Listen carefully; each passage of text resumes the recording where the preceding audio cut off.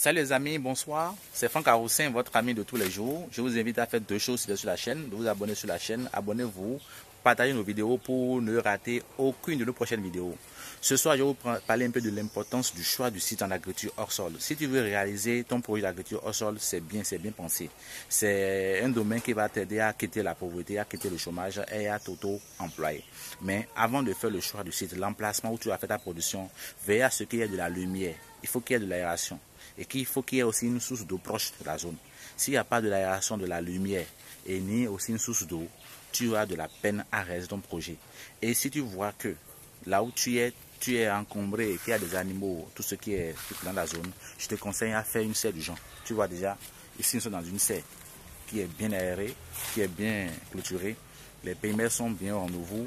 Et tu as derrière moi ici les tomates qui poussent de jour comme de nuit. Et peu importe la nature, peu importe le truc là. Donc la production sur serre, c'est bien possible. Et on peut aussi faire la production à ciel ouvert, c'est bien possible. Mais on peut aussi faire la production sous serre. Donc c'est à toi de faire ton choix. Pendant ce temps, je te montre à prendre tomate là. Tomate là, tu vois. Ici, nous sommes sous une serre et en hydroponie. Nous cultivons dans des substrats de coco.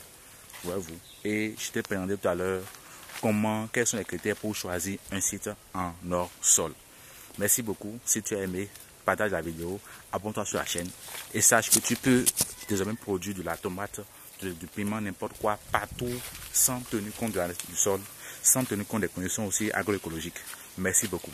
La deuxième chose aussi à tenir compte en agriculture, après le choix du site, c'est le choix du produit. Oui, tu as déjà choisi le site. Tu as vu tel endroit est bon pour toi. Comment est-ce qu'on choisit la circulation? Tu vas te dire, mais après les gens font la tomate. Non, on n'est pas seulement de faire la tomate. Tu peux aussi faire d'autres spéculations. Avant de faire le choix de quel produit utiliser, il faut seulement tenir compte d'abord de l'étude du marché, l'étude de l'environnemental. Alors, l'étude du marché, c'est quoi? Va te rapprocher de la zone. Fais les enquêtes dans ta zone d'abord. Qu'est-ce que les gens mangent dans ta zone? Si c'est la tomate que les gens mangent là, tu veux te lancer dans la production de tomates. Si c'est du piment, tu veux lancer dans la production de piment. Donc, va faire d'abord l'étude du marché. En questionnant les bonnes dames qui vont dans les marchés, qui sont dans ton quartier, dans ton entourage. En questionnant aussi les maquis, faisant des enquêtes auprès des maquis des restaurants, en faisant aussi des sondages au niveau des transporteurs, ceux qui transportent généralement les matières premières. Tu vois, ça serait très utile, très important pour toi, pour ton projet. Et après ça, maintenant, tu peux si tu vois que dans ton quartier, les gens ont beaucoup plus besoin de la tomate ou du piment ou de la laitue, tu peux maintenant choisir de faire la culture hors sol de la tomate ou de faire la culture hors sol du piment, de la culture hors sol de la laitue ou de n'importe quoi. Mais en étudiant d'abord en faisant une étude du marché. Donc, j'ai dit, après le choix du site, il faut faire le choix du produit maintenant. Pour faire le choix du produit, il faut tenir compte d'une étude du marché et qui prend en compte l'enquête auprès des bonnes dames, l'enquête auprès des ménages, les maquis des restaurants et les transporteurs. Et après ça, maintenant, il y a aussi l'étude environnementale. Est-ce que ton environnement, là où tu fais ton projet, là, est-ce que dans l'environnement, il n'y a pas des conditions agroécologiques, des conditions des menaces? Il y a trop de menaces, l'environnement n'est pas propice à ça. Tu peux maintenant choisir de faire une serre, de construire ta serre. Tu vois un peu. Parce qu'il faut te lancer dans n'importe quoi pour que demain tu puisses rater ta production. Mais après ça, maintenant, quand tu fais tout ceci, maintenant, avant de continuer, il faut maintenant aller vers le choix de la ressource humaine. Beaucoup de gens ratent souvent ça. Ils vont se plaindre. J'ai lancé tel produit, ça n'a pas marché. J'ai lancé telle chose, ça n'a pas marché.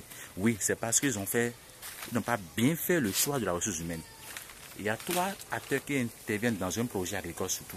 Il y a premièrement d'abord les ouvriers agricoles, les techniciens agricoles et les ingénieurs agronomes. Alors donc du coup, avant de faire le choix de l'ouvrier agricole là, assure-toi qu'il a reçu la bonne formation, qu'il est bien formé. S'il est bien formé, alors tu as la chance de tomber sur la bonne personne. Alors donc tu vas l'utiliser, tu fais un contrat avec lui, tu signes un cahier de charge avec lui et comme ça, il va respecter le cahier de charge qu'il a signé avec toi. S'il fait des erreurs, tu le ramènes à la raison. Mais il ne faut pas rester loin de ça aussi. Il faut tout le temps venir pour faire le suivi, pour le mettre à la personne afin qu'il sache qu'il y a quelqu'un derrière lui. Si c'est un technicien agricole, c'est bon, il est déjà un ancien, c'est un atout.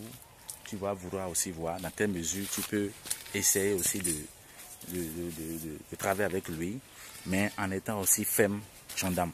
Des erreurs à éviter, il ne faut jamais associer un frère, un proche, un cousin, un beau-frère, un ami à un projet du genre, en tant qu'ouvrier, en tant que main-d'œuvre, non. Tu n'auras pas de pression sur eux. C'est des erreurs que beaucoup de gens commettent. Et il ne faut plus commettre ces erreurs-là. Parce que ça ruine beaucoup. Donc, pour faire le choix du site, je connais souvent sur vos sites-là de faire recours à des gens qui ont des enfants. Si la personne a un enfant, c'est facile pour lui rester sur son site. Si tu n'as pas d'enfant, tu le prends, ou bien si un enfant, il laisse son enfant au village, et tu le laisses dans ton site là. Quand tu quittes là, lui ira au village voir sa famille. Donc, construis-lui un abri, un enclos, et il va rester sur le site, il dort là, et tu es sûr que, quel que soit alpha, tu vas le trouver tout au long de l'année.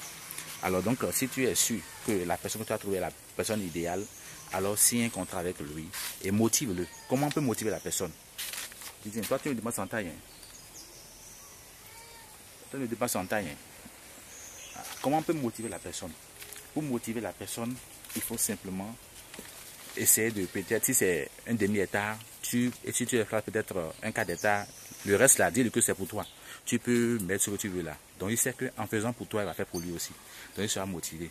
Tu viens de temps en temps le week-end, tu lui donnes 1000 francs, 2000 francs, juste pour l'encourager. Tu l'achètes des choses, tu prends soin de lui, tu demandes si ça va bien. Tu essaies de te familiariser avec lui. Comme ça, il saura que ton projet, c'est ton projet. Il ne va pas te ruiner. Alors, troisième chose à faire après le choix du site, le choix du produit et le choix de la ressource humaine, c'est la préparation du terrain. Tu dois savoir que, et quatrième chose, c'est la préparation du terrain. Tu dois savoir que avec 40 mètres carrés, on peut faire 100 pieds de produits en hors sol. Avec 100 mètres carrés, on peut faire 300 pieds de tomates. Avec 1 hectare, nous pouvons avoir 34 000 pieds de produits en hors sol. Alors, mes amis, c'est un peu ça. Si vous êtes intéressé à tout ce que je dis, vous pouvez faire la formation en ligne, peu importe là où vous êtes. La formation est disponible pour vous. Et n'hésitez pas à venir nous voir. On va vous accompagner, on va vous faire le suivi et vous aurez un bon rendement. Ciao, ciao, aime la vidéo, abonne-toi sur ma chaîne et tu verras beaucoup de belles choses.